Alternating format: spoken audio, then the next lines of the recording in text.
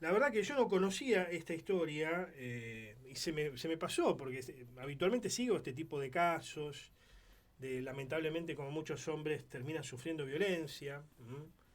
Siempre trato de seguir este tipo de casos que hacen a lo que no se dice en los medios de comunicación, ¿no?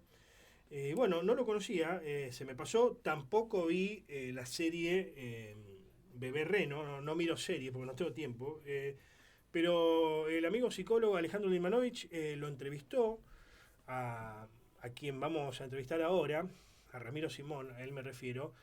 Me pasó esa nota y digo, esto es buenísimo, digo, no, esto es ciencia ficción, o sea, buenísimo en el sentido de que es una cosa increíble, básicamente, ¿no? Lo que vivió Ramiro. Bueno, y de ahí me empecé a meter en la historia, empecé a buscar información al respecto y bueno, di con el libro que escribe él justamente, no lo he leído todo, pero sí leí algún resumen por allí, que se llama Sobreviviendo a una psicópata. Es la historia de Ramiro Simón, como dijimos, un guionista que vio un calvario luego de conocer a una mujer en un boliche, como cualquier persona normal, como cualquier hombre común y corriente, hasta llegar a literalmente comer de la basura, ¿no? Increíble. Vamos a hablar con Ramiro, estamos en contacto. ¿Cómo estás, Ramiro? Gracias por atendernos. Hola Antonio, ¿cómo estás? Muchas gracias a vos por la entrevista, por la invitación. No, la verdad que, bueno, disculpas, no había conocido tu historia, se me había pasado, sinceramente, me la comentó el amigo Dimanovich, el psicólogo.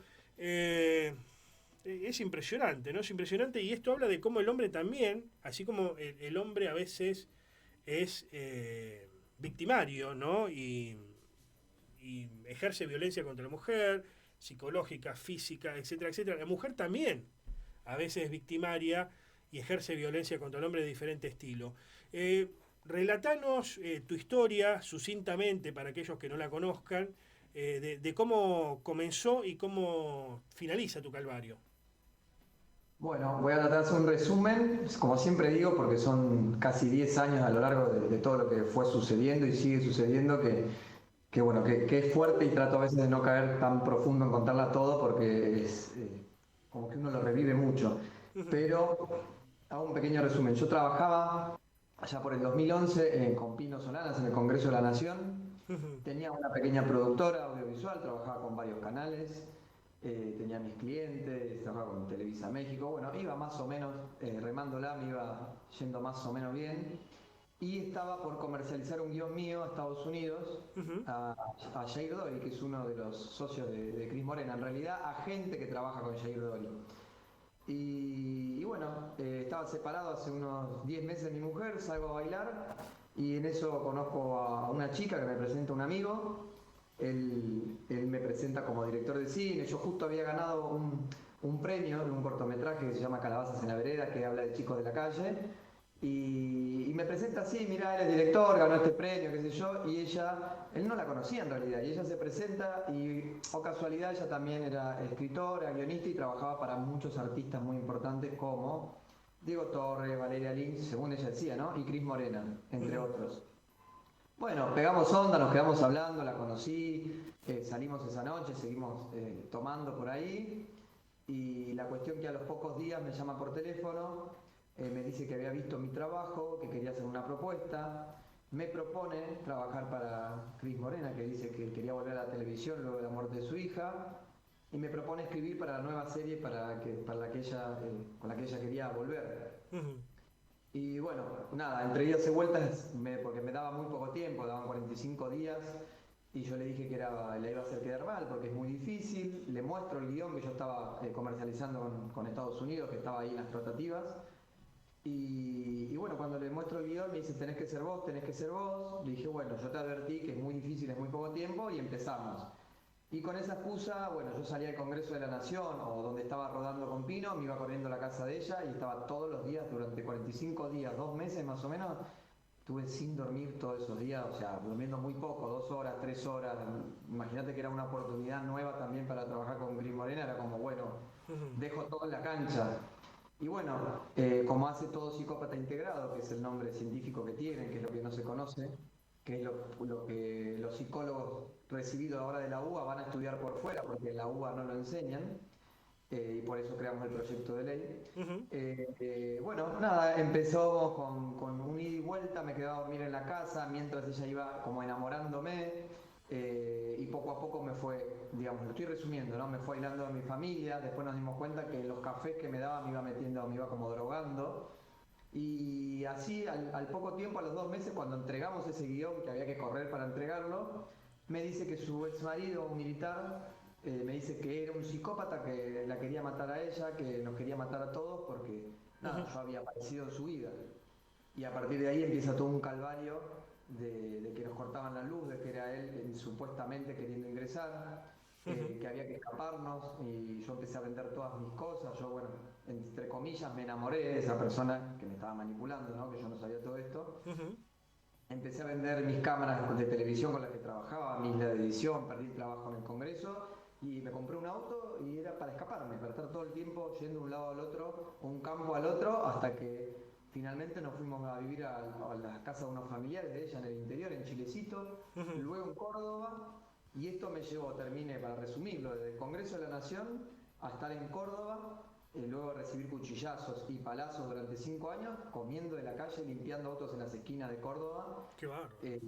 Y bueno, así destruido al borde de la muerte y del suicidio, jugando a que los autos me pisen, viste, escondiéndome en las esquinas para, viste, tratar de tomar fuerza y seguir Ujú. adelante y a limpiar el próximo auto que venga. Era como tratar de no pensar y decir, bueno, tengo que generar plata, porque a todo esto, una de las cosas que ella utilizó, que como lo hace todo psicópata, inventó que tenía un cáncer. Ujú. Entonces, y además tenía convulsiones, en cualquier lado que estabas con ella se caía de cabeza, empezaba a temblar, era muy difícil, viste, manejar todo eso, más imaginar que todo eso finalmente era mentira. En- Después ya eh, sí.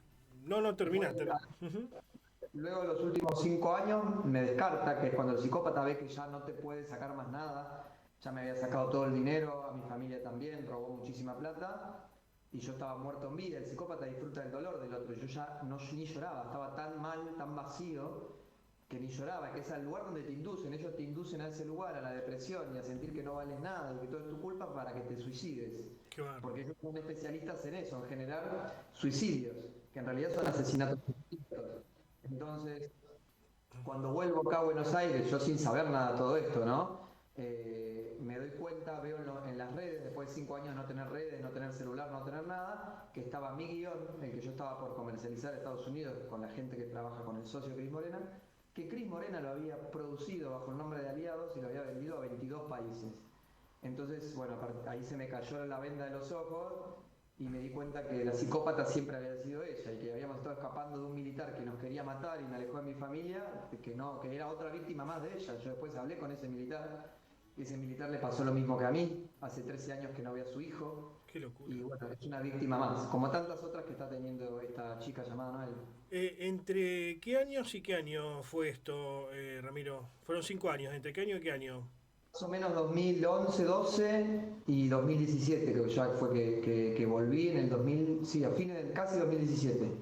Vos ideológicamente, ¿qué pensamiento tenés? Te pregunto porque habitualmente cuando hay un hombre que denuncia este tipo de casos, no este porque es muy particular, pero cuando algún hombre denuncia violencia de una mujer contra un hombre, algo te dice, vos fascista, vos sos de derecha, sos conservador, pero a ver, vos participabas con Pino Solanas, que no era alguien de derecha, digamos, ¿no? Alguien del progresismo, si uno quiere. ¿Qué ideología tenés vos, para tener una idea? No, la realidad que mi única ideología es la de Jesús, ni siquiera religión, sino amar al prójimo como a vos mismo, amar a Dios sobre todas las cosas, y no voy a misa, no voy a nada. Pino me permitía trabajar con él sin tener ideología política.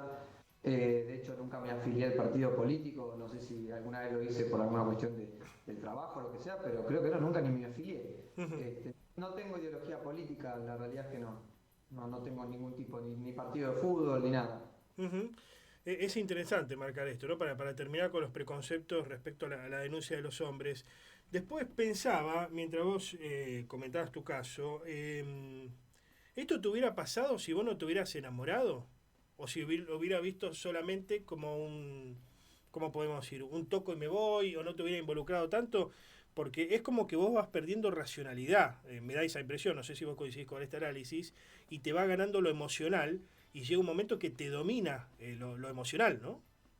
Claro, en realidad es que pasan muchas cosas al mismo tiempo. Luego de estudiar mucho, que estudié por ser, como nos pasa a todos los supervivientes, y para hacer el proyecto de ley que luego presentamos, es algo que pasa en simultáneo, pasan muchas cosas, y el que no lo vivió es muy difícil de entenderlo, porque uno dice, ¿cómo te van a obligar a, si vos no haces algo que no querés? Y eso es una gran ventaja que llevan encima, porque la gente va al psicólogo, pero todavía no termina de entender el poder no solo de la mente, sino de la emoción, de la fe. Esta era una psicópata que se llama Triada Oscura y usaba mucho la espiritualidad. Por ejemplo, cuando yo la conocí tenía un cuadro de la Madre Teresa de Calcuta, me contaba que había ido a la India a ayudar gente, que era profesora de catequesis, la familia lo apoyaba. Y la forma de manipulación son técnicas utilizadas hasta en guerra. Es como que yo te diga que si un hermano tuyo, que lo amás y tenés toda la confianza, vos en tu casa dejaste una billetera y desaparece 10.000 pesos, ¿vas a pensar que tu hermano te lo robó o que lo perdiste? En realidad vas a decir, en alguno lo perdí, no vas a pensar que tu hermano te lo robó, que es tu hermano toda la vida, que te llevas bien, que tenés toda la confianza, no hay razón. Decís, es más, le vas a decir a tu hermano, che, me perdí 10.000 pesos, ¿me prestás? Porque, o sea, no se te va a cruzar por la cabeza. Bueno, el psicópata lo primero que hace, es una de las grandes estrategias, y como es bien sabido, es enamorarte. Cuando un psicópata te enamora, sabe que cuando vos amas, confías en la persona. Entonces, por eso la primera estrategia que tienen es enamorar a la víctima que eligen. Además, te estudian profundamente, te estudian la psiquis, tus sueños, tus miedos, tus aspiraciones. Y llega un momento que después de que te enamoran, te generan lo que es algo que repiten todos los psicópatas. Primero te enamoran, te tratan muy bien, te llevan muy arriba, te hacen endorfinas, dopamina, todo tipo de emociones que son muy fuertes para el cerebro, que de hecho ninguna droga las puede generar. Y luego te empieza con la devaluación, que es un maltrato muy profundo, y te tienen así, de tratarte bien a tratarte mal. Esa mezcla genera una Sí, adicción peor que la cocaína y te claro. destruye el cerebro. Una Te suerte termina. una suerte de montaña rusa de emociones. La verdad que tengo miles de preguntas para hacerte, se nos acaba el tiempo, pero quería pedirte, no sé si un tip, un consejo, como dicen ahora, pero para aquellos hombres que están empezando una relación o que están conociendo una chica, ¿qué le podés decir vos? ¿No? Porque esto está pasando y pasa. Lo que pasa es que el hombre tiene miedo de denunciarlo porque, bueno, le van a decir, bueno, tiene miedo, te domina tu mujer, no, sos poco hombre, ¿por qué no te la aguantás? Etcétera, etcétera, ¿no? Entre otras críticas que habitualmente reciben los hombres. ¿Qué le podrías decir vos a un hombre que a lo mejor está viviendo esto y no lo entiende como esto, no se da cuenta? Es muy importante a los hombres, a las mujeres, porque la psicopatía no tiene género, y sobre todo por nuestros hijos, nuestras hijas, porque esto pasa chico, incluso en el bullying en los colegios. Esto va más allá de las parejas, es que eduquen a sus hijos sobre psicopatía integrada. Googleen y busquen los especialistas, por eso hicimos el proyecto de ley. Busquen lo que es un psicópata integrado y cuáles son las maneras que tienen de capturar, porque la mayoría de los casos de Ni Una Menos y de asesinatos de niños, como el de Lucio Dupuy, psicópata integrado que nadie lo está enseñando, ni siquiera la facultad de psicología, lo estudian por fuera. Ujú. Entonces, psicópata integrada, porque para dar un tip, en realidad son muchas estrategias las que usan y lleva como 1 hora, 2 horas hablarlo esto. Entonces, ¿cómo hago para saber y cuáles son las estrategias que utilizan los psicópatas integrados para captar? Y van a ver que esto se repite en el trabajo, en el bullying, en las escuelas. Ramiro, ¿nos escuchás allí? Sí, te Sí, escucho. se nos estaba yendo el audio, lamentablemente. Eh, ¿Cómo puede la gente conseguir tu libro, Sobreviviendo a una psicópata? ¿Cómo puede adquirirlo? No sé si está en catálogo todavía. Sí, sí, está, lo vendo yo porque como le estoy haciendo juicio a Cris Morena, algunas editoriales no lo quieren agarrar, así que lo autopublico. Ujú. Me escriben a mis redes, que es Ramiro Simón bajo, y de ahí yo lo envío para todo el país. Muchísimas gracias por estos minutos, Ramiro. Gracias por abrirte y poder contar tu testimonio. La verdad que es muy valioso. Muchas gracias.